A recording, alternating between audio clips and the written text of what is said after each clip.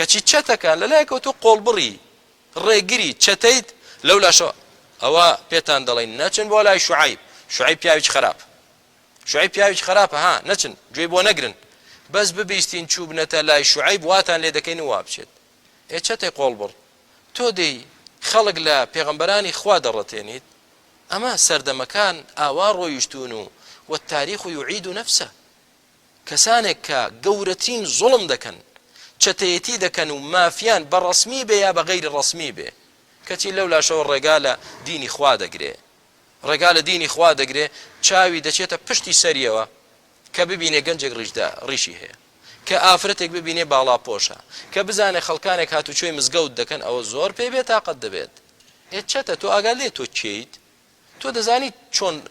زوڵم لەو خەڵکە دەکەیت و ئەو خەڵکە چۆن دەڕوتێنیتەوە ئێستا تۆتەی سەرە ڕای ڕێگا حسیەکەی خەڵک ڕێگا شەرعیە دینیەکەی خوش لە خەڵک دەگری ناهێڵی خەڵک بەرەو خوش بڕوا ناهێڵی خەڵک لە خوش نزیک بێتەوە وتبغونها عوجا فەرمووی شوعەیب نەچن لە هەوڵی ئەوە دابن ڕێگاکەی خوا بە عیوەج بە خواری نیشان بدەن با لە مورد بینەوە یعنی چی بەڕێزەکانم تبغونها عوجا ئەو کەسانی کە وەسیفەتیانە دژمنی دینی خوان چەتە و ڕێگرن ماڵی خەڵک دەخۆن گەندەڵن قوتی خەڵک دەخۆن ئەوانە ناتوانن بڵێن دینی خوا بە کەڵک نایە دێن بە خواری و بەلاری نیشانی دەدەن حەز دەکەن دینی خوا بە ناشیرنی وێنا بکەن بۆ خەڵک ئەی بۆ نابیستین بۆ مەگەر ئەو خەڵکە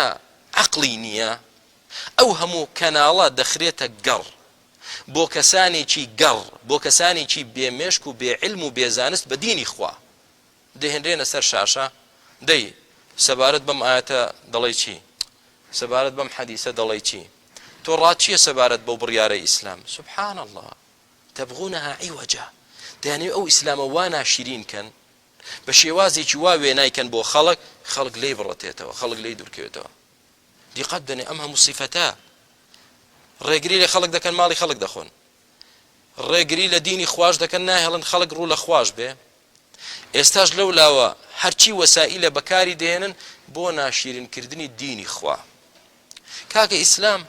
برام ئیسلام کە سەیری تاریخ و مێژوەکەیکی پڕیەتی لە خوێن ڕێژی یعنی وریا بە دوورکەوە ئیسلام چییە کاکە ئیسلام بە زۆر سەپێنراوە بە زەبری شمشێر بڵاو بۆتەوە چیترت پێیە ئیسلام مافی ئافرەتی نەداوە ئیسلام هەر مافی مرۆڤی تیادا نییە یعنی ئەگەر کەسێک بێت بە ئاشکرا کوفر کاتجنێ و بەخوا و بە پێغەمبەری خوا بڵێ عەلەیهی سەلام ئەو مافانە هیچ نییە مشکلە نییە هیچ نییە بەڵام تۆ بڵێ ئەو کەسەی کە مسلمانە و لە دین هەڵدەگەڕێتەوە شایستەی کوشتنە کە مەحکەمە بیکوژێت کاکە ئێوە لەگەڵ مافی مرۆڤ نایەنەوە ئێوە دژی مافی مرۆڤن والحاصل وتبغونها عوجا دەیانەوێت دینی خوا ناڵێن نییە جورئەت ناکەن بەڵام بە خواری و بەلاری و بە ناڕێکی نیشانی خەڵکی بدەن دائیمەن دەگەڕێت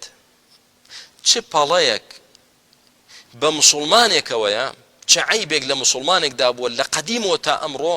ئەوانە زەڕەبینی دەخات سەر و زەقی دەکات ئەمە ئیسلامە بابە ئەمە ئیسلام نییە